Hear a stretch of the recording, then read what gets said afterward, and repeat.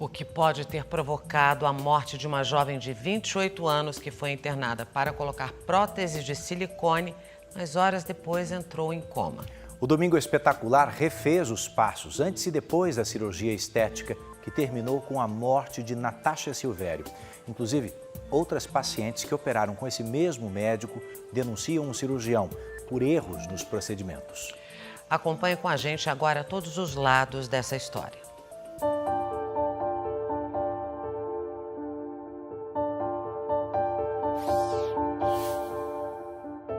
Só quer justiça agora, né? Teve erro e foi dos grandes, entendeu? Que fiz, não foi pouco, uma falha foi enorme. Ela era uma pessoa jovem, com saúde. O que deu de errado? Natasha Lopes Silvério, 28 anos. Vendedora, mãe de 3 crianças e com um sonho que não escondia de ninguém: colocar silicone nos seios. Ela se sentia incomodada porque ela achava que ela não tinha o seio suficiente. Aí, na verdade, a Natasha sempre foi muito vaidosa, né? Não saía da cabeça dela o médico que escolheu para fazer a cirurgia plástica na cidade onde morava, Piracaia, a 90 quilômetros de São Paulo. O nome dele, Pietro Petri. Desde 2018, ela vem negociando com o Dr. Pietro para a realização desse sonho da Natasha, que era fazer essa cirurgia de mama. Estas imagens exclusivas mostram a Natasha já no centro cirúrgico, na Santa Casa de Piracaia. Pouco tempo depois, Natasha sofre uma parada cardiorrespiratória e é transferida às pressas para um hospital de Bragança Paulista, de onde ela saiu morta. O que provocou a morte da Natasha? Quem é o médico que fez a cirurgia plástica? A que tipo de anestesia Natasha foi submetida? O que diz o hospital onde ela foi operada? A partir de agora, a gente vai retomar todos os passos, ouvir os envolvidos, a começar pelo médico que a operou em Piracaia. Hoje é sábado, 12 de março, e 2 dias depois de muita negociação, o Dr. Pietro resolveu falar, só que por meio do advogado que está representando ele nessa causa. Ele está, nesse momento, na mesma sala do Dr. Igor Ogar, mas prefere não dar entrevista ainda. Então, o doutor Igor se prontificou a trazer todos os esclarecimentos desse caso, inclusive desde o momento em que a Natasha conheceu o doutor Pietro. Doutor Igor, como é que foi? Como é que eles se conheceram? Eles se conheciam desde 9 anos de idade, o que criou um vínculo afetivo de muita consideração entre ambos. Pietro Petri diz que é cirurgião plástico, mas segundo a Sociedade Brasileira de Cirurgia Plástica, Pietro não faz parte do atual quadro de médicos da sociedade. Ele diz integrar outra instituição. Ele tem certificado de treinamento e aperfeiçoamento em cirurgia plástica e também ele hoje é inscrito no Colégio Brasileiro de Cirurgia Plástica. O médico diz que faz cirurgias plásticas há mais de 30 anos. Atende no interior de São Paulo, na capital e também em Curitiba, onde algumas pacientes entraram na justiça com acusações de erro médico. Eu advogo para 12 vítimas do Dr. Pietro, tá? E todas as outras pacientes também chegam e contam o mesmo relato. Relatos como o da Gisela, que também sonhava em ter os seios maiores, só que segundo ela, a cirurgia não ficou nem perto do que ela esperava. O peito esquerdo virou uma bola imensa, assim, gigantesca. Ele cheio de líquido, trocamos próteses, fizemos cirurgia novamente. Como é que você está hoje? Deformada. Aquilo que era um sonho acabou se transformando em pesadelo. Essa outra paciente que não quer se identificar fez uma cirurgia plástica no abdômen com um médico em 2017. Só que ela diz que sofre com o resultado até hoje. A minha barriga estava cheia de irregularidades, debaixo do seio até perto da pubis. Ninguém pode imaginar a dor que a gente sente. Fora toda a questão emocional que a gente já está abalada, né? Essa mulher foi uma das primeiras pacientes a denunciar o Dr. Pietro ao Conselho Regional de Medicina do Paraná. Até hoje, a minha barriga ela tem ondulações no lado da cintura, ela é funda, porque ele colocou muita anestesia ali, muita adrenalina, então ficou uma lesão no meu corpo que eu noto que eu não tinha aquela lesão ali. O advogado do médico rebate todas as acusações.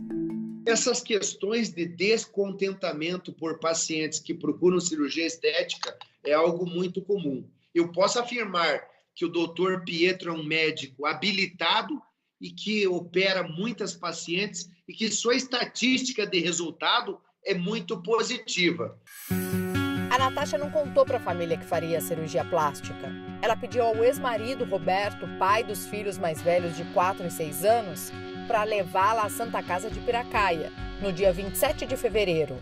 Ela pediu para mim no sábado, que era para mim, se tinha como eu levar ela, que ela ia fazer uma cirurgia, que era uma cirurgia rápida, coisa simples, que ia demorar no máximo de 30 a 40 minutos, já estava pronto. Ao chegar ao hospital, o Roberto disse que nem entrou na recepção com a Natasha. Só entrei depois que a enfermeira veio me chamar, que ele queria conversar comigo só. Até então, antes eu nem entrei, nem sabia. Nada foi exigido do próprio hospital, né? Não, para mim não. O médico diz que alugou um espaço no hospital para fazer a cirurgia. O Dr. Pietro pagou para que se realizasse a cirurgia, com toda a estrutura do hospital sendo oferecida, inclusive leito, sala cirúrgica, enfermeiros. A Natasha não tinha acompanhante para esperá-la depois da cirurgia e seguiu sozinha ao encontro da equipe de Pietro Petri. Quem ocupava o centro cirúrgico no momento da cirurgia da Natasha? Ele era ocupado por 4 enfermeiros da Santa Casa de Piracaia, também pelo médico anestesista, ainda pelo instrumentador e também por outras pessoas que ali não estavam diretamente ligadas a esse procedimento. Natasha recebeu uma anestesia local. O médico responsável foi Marco Antônio Fernandes Gomes. Ele não quis gravar entrevista e também resolveu falar por meio do advogado de defesa. Ele acompanhou desde o início ao fazer a pré-análise, examinou as condições dela, paciente, apta a receber a cirurgia, a medicação inicial para anestesia. Após a anestesia que transcorreu normalmente, feita o implante da prótese, ela foi reanimada do ponto de vista médico-clínico, ele examinou, encerrou o seu trabalho de anestesista e ela foi para o quarto com absoluta normalidade. Que tipo de anestesia a Natasha recebeu? A anestesia que foi oferecida à Natasha para esse procedimento foi o Propofol e a sedação comum que se dá nesse tipo de cirurgia. Todos os detalhes do que aconteceu com a Natasha são muito importantes porque podem sinalizar um possível erro, que acabou custando a vida dela. Só um segundinho. Até por isso, o advogado interrompe a entrevista algumas vezes para colher detalhes com Pietro Petri.